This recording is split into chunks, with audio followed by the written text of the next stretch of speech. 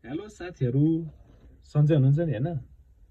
यो भिडियोमा चाहिँ म तपाईहरुलाई हैन कुन गियर कसरी कता लाने भनेर सिकाउँदैछु। अहिले चाहिँ बेसिक मात्र सिकाउँदैछु ल। कुन गियर चाहिँ कतापट्टि हुन्छ भनेर मात्र सिकाउँदैछु हैन। यसो हेरिदिनु होला है त। ल जहिले पनि हामीले के चाहिँ बुझ्नु पर्यो भने धेरै मान्छेलाई थाहा हुँदैन के कुन गियर कता हुन्छ भनेर हैन। यो चाहिँ मैले तपाईलाई लाइट गाडीको सिकाउँदैछु ल साथीहरू, हेर्नुस् त। ल सुरुमा हाम्रो कपी हेरौँ। जहिले पनि यहाँदेखि सुरु गरौँ ल साथीहरू, सजिलो हुन्छ। एउटा न्युटन भन्ने हुन्छ हैन, यो चाहिँ गियर होइन, यतिकै हो हैन। र हेर्नुहोस् त, फर्स्ट गियरमा गाडी लानु पर्यो भने चाहिँ जहिले पनि यताबाट माथि है, अनि सेकेन्ड गियर लानु पर्यो भने त्यसकै तलबाट ठ्याक्क है। अब थर्ड गियर लानु पर्यो भने अलिकति तान्ने माथि आएर टक्क। फोर्थ गियर लानु पर्ने तल सिधै। अब कति गाडीको फिफ्थ गियर हुन्छ, कसैको हुँदैन हैन, त्यो गाडीमा भर पर्ने कुराहरू हो साथीहरू। यदि कसैको फिफ्थ गियर छ भने यसरी माथि लाने, यदि फिफ्थ गियर छैन भने यो फोर्थ फाइनल भइहाल्यो।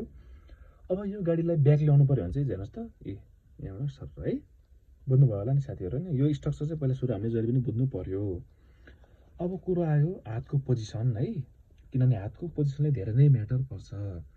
जस्तै यदि तपाईहरु फर्स्ट गियरबाट सेकेन्ड गियर तान्ने भएछ भने यसरी सिधै तान्नु भयो भने तपाईहरु कहिले फोर्थ गियरमा पनि आउने चान्स हुन्छ है साथीहरू, बुझ्नुभयो नि। त्यही भएर हातको यो पोजिसन पनि एकदम मिल्न आवश्यक छ। र अब चाहिँ म तपाईहरुलाई स्ट्रक्चर अनुसार हैन कुन गियर कसरी भनौँ न बेसिक तरिकाले छोटो भन्दै गइरहेछु ल। जहिले पनि हेर्नुहोस् त, न्युटनदेखि सुरु गरौँ ल, सजिलो हुन्छ। अहिले चाहिँ हेर्नुहोस् त, यदि यो गियर कसरी पत्ता लगाउने भन्दाखेरि यदि यो गियर लेफ्ट पनि सजिलो राइट पनि सजिलो मुभमेन्ट हुन्छ भने त्यसलाई चाहिँ हामीले न्युटनमा छानेर पत्ता लगाउनु पर्यो। अब यसलाई फर्स्ट गियर कसरी लाने भन्दाखेरि हेर्नुहोस् त, न्युटनमै भयो। उतापट्टि हेर्नुहोस् त, कन्डक्टर साइड पेल्ने अनि अगाडि ठेल्ने। यो के भन्दा फर्स्ट गियर भयो। अब मैले के भने थिएँ साथीहरू, जहिले पनि हातको पोजिसन एकदम म्याटर गर्छ। अब सेकेन्ड गियर लानु पर्यो भने चाहिँ जहिले पनि आफ्नो पोजिसन हेर्नुहोस् त, मेरो हातको पोजिसन हेर्नु त बाबु, यो भयो होइन। जहिले पनि सेकेन्ड गियरको हातको पोजिसन छ भने चाहिँ हेर्नु त, हात यस्तो अलिकति यस्तो गर्ने अनि सिधा तानेपछि ठ्याक्कै तपाईँहरूको सेकेन्ड गियरमा ठ्याक्कै आइपुग्छ है। जस्तै मैले यसरी नै ताने भए कहिले फोर्थ गियरमा पनि आइदिन्छ क्या। यो तपाईँहरूले फलो गर्नु ल। यस्तो फर्स्ट हो, यसरी लानु भने सेकेन्डमा आउँछ है, सजिलो हुन्छ।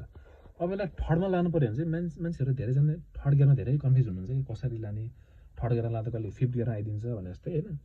थर्डको पनि त्यही हेर्नुहोस् त, सेकेन्डबाट अलिकति माथि ल्याएर यसो हेर्नु त, सेकेन्डबाट अलिकति माथि ल्याउने, अलिकति यता पेलेपछि ठ्याक्कै अगाडि गएपछि थर्ड गियर आयो। अब फोर्थ गियर लाँदा सजिलो छ, मैले अघि भने नि पोजिसन एकदम म्याटर गर्छ भनेर। अब यसमा त हात सिधा राख्नु भइहाल्यो होइन, यसरी फोर्थ गियरमा आइहाल्यो। अब यसलाई ब्याक गियर, अब कतिको फिफ्थ गियर हुन्छ कसैको हुँदैन, मेरो गाडीको चाहिँ छैन त्यही भएर मैले देखाएन। अब मैले चाहिँ तपाईँहरूलाई ब्याक गियर लानु पऱ्यो भने चाहिँ के गर्नु पऱ्यो, अलिकति हेर्नु त, सुरुमा त न्युटन आउनै परिहाल्यो, यो कपी जस्तै। त्यसपछि लास्टमा आफूपट्टि तानेर यसरी ब्याक गियर लानु पर्यो है, यति नै हो।